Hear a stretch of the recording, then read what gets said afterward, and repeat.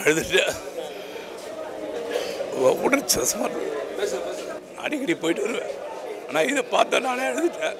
அனைத்து சமுதாயம் பார்க்குற மாதிரி தான் இருக்குது. ஒரு அனைத்து சாதிக்கும் சொந்தக்கார். முத்துராமலிங்க தேவரை பொறுத்த வரைக்கும் இந்த நெருப்பாட்டில் நீந்துவாங்கன்னு சொல்லுவாங்க இல்லையா, அது மாதிரி மக்களுக்காக வாழ்ந்த உண்மையான தலைவர்.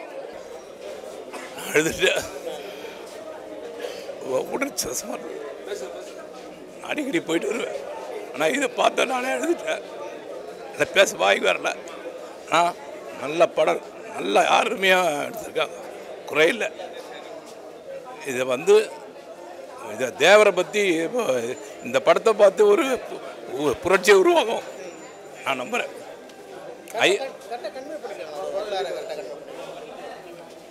என்ன சொன்னீங்க?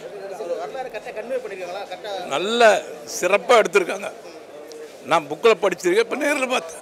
எனக்கு பெருசாக இவங்களை பற்றி தெரியாது, முத்துராமலிங்க அவங்கள பற்றி தெரியாது. இந்த படத்துக்கு நிறைய பேர் போவாங்க, எல்லாம் ஃபங்க்ஷன் சொல்லிட்டு எல்லா ஜாதி மதத்தினருமே போவாங்க. அப்போல்லாம் எனக்கு பெருசாக தெரியாது. இப்போ தான் படம் பார்த்ததுக்கப்புறம் தான் ஓகே, இந்த ஜாதி மதம் எல்லாத்தையும் மறந்து எல்லாம் அன்பாக இருக்கணும் அப்படின்னு சொல்லிட்டு இந்த படத்தை பார்த்து தெரிஞ்சுக்கிட்டேன். ரொம்ப நல்லா இருக்கு படம், எல்லாருமே பார்க்க வேண்டிய படம். எல்லா மதத்தினருமே எல்லா ஜாதியினருமே பார்க்க வேண்டிய ஒரு படம். ஏன்னா இவங்க இந்த ஜாதியினர் தான் பெரியவங்க, இவங்க தான் அப்படிங்கிறதெல்லாம் தாண்டி எல்லாருமே சமம் அப்படின்னு சொல்லிட்டு ஒரு நல்ல ஒரு விஷயத்தை வெளியில் கொண்டு வந்திருக்கிறாங்க. தேவரைய வாழ்ந்த காலத்துக்கு நம்மளை இயக்குனர் கொண்டு போயிருக்காரு.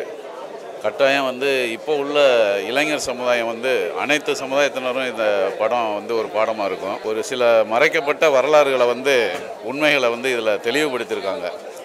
தென்பகுதியில் தேவர்களும் தேவேந்திரர்களும் ஒற்றுமையாக இருந்ததை எந்த சதியால் இன்றைக்கு அந்த சாதி சண்டை நடக்குதுங்கிறத இந்த படம் தெளிவாக இருக்குது. இந்த படம் பார்த்தவங்க அதிலிருந்து மாற்றத்தை உருவாக்கி சகோதரத்துவத்தோட அனைத்து சமுதாயத்தினரும் தேவர்களும், குறிப்பாக தேவர்களும் தேவேந்திரர்களும் இதிலிருந்து ஒரு மாற்றத்தை உருவாக்குவாங்கிறது இந்த படம். காங்கிரஸுங்கள அப்போ உள்ள உண்மை நிகழ்ச்சியெல்லாம் இதில் தைரியமாக சொல்லியிருக்காங்க. இதுவரைக்கும் யாரும் அதை தைரியமாக சொன்னதில்லை. இந்த படத்தில் தைரியமாக சொல்லியிருக்காங்க. உண்மை இல்லைன்னா இவ்வளவு தெளிவாக சொல்ல முடியாது இல்லையா? அதனால் உண்மைக்கு என்றைக்குமே ஒரு நல்லா இருந்துச்சு. நிறைய முத்துராமலிங்க தேவர் பற்றி நிறைய பேருக்கு தெரியாது ஆக்சுவலாக, இப்போ இருக்க ஜென்ரேஷனுக்கு சொல்கிறேன். ஸோ இப்போது இந்த படம் பார்க்குறது மூலயமா அவர் எவ்வளோ பண்ணியிருக்காரு, நாட்டுக்காக சுதந்திரத்துக்காக எவ்வளோ பண்ணியிருக்காரு அப்படின்றது இந்த படம் மூலயமா தெரிய வருது. வயலன்ஸ் அந்த மாதிரி நிறைய இல்லாமல் குட்டி பசங்களும் பார்க்குற அளவுக்கு டீசெண்டாக படம் எடுத்துகிட்டு போயிருக்காங்க. இல்லை எல்லாருமே பார்க்குற மாதிரி தான் இருக்குது. நீங்கள் நினைக்கலாம் அந்த கேஸ்ட் ரிலேட்டடாக இருக்கும் அப்படின்னு சொல்லிட்டு, அந்த மாதிரிலாம் எதுவும் கிடையாது. அவர் நாட்டுக்காக என்ன பண்ணியிருக்காரோ அதை தான் இதில் சொல்லியிருக்காங்க. ஸோ தாராளமாக எல்லாருமே பார்க்கலாம். மெயின் திங் கேஸ்டிங் எல்லாருமே சூப்பராக பண்ணியிருக்காங்க. ரியலிஸ்டிக்காக இருக்குது கேஸ்டிங் எல்லாமே. ஆமாம். ஸோ கேஸ்டிங் எல்லாருமே சூப்பராக பண்ணியிருக்காங்க. பார்க்கும்போது அவங்களே ஒரிஜினலாக ஸ்க்ரீனில் இருக்க மாதிரி தெரியுது. என்னை பொறுத்த வரைக்கும் இதில் நான் நாலேஜ் கெயின் பண்ணியிருக்கேன்.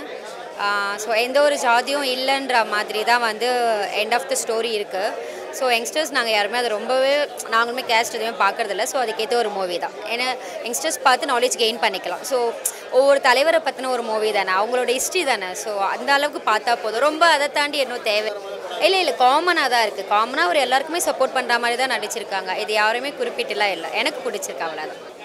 Actually melted.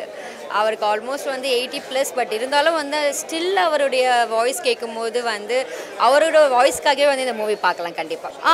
அது ரொம்பவே பிடிச்சிருந்துச்சு. ஒரு தேவ சர்ஃபோட ஃபீல் அவங்க கொடுத்துருக்காங்க. அவர் வேற ஒருத்தர் மாதிரி எங்களுக்கு ஃபீலே ஆகலை, நல்லாவே கனெக்ட் ஆகிருக்கு. பசும்பொன் முத்துராமலிங்க தேவருடைய வாழ்க்கை வரலாறு படம் கிடையாது. வாழ்க்கை வரலாறு படம்னா அது வேறு மாதிரி இருக்கும். இவர் ஒரு தேசிய தலைவர், ஒரு ஜாதி தலைவர் கிடையாது. அதனால் இந்த படத்தை எல்லா ஜாதி மக்களும் பார்த்து வாழ்த்தணும்னு எஸ்பியா பாண்டியன் சர்வதேச இந்து மகா தலைவர் வேண்டிக்கிட்டேன். இல்லை அனைத்து சமுதாயம் பார்க்குற மாதிரி தான் இருக்குது.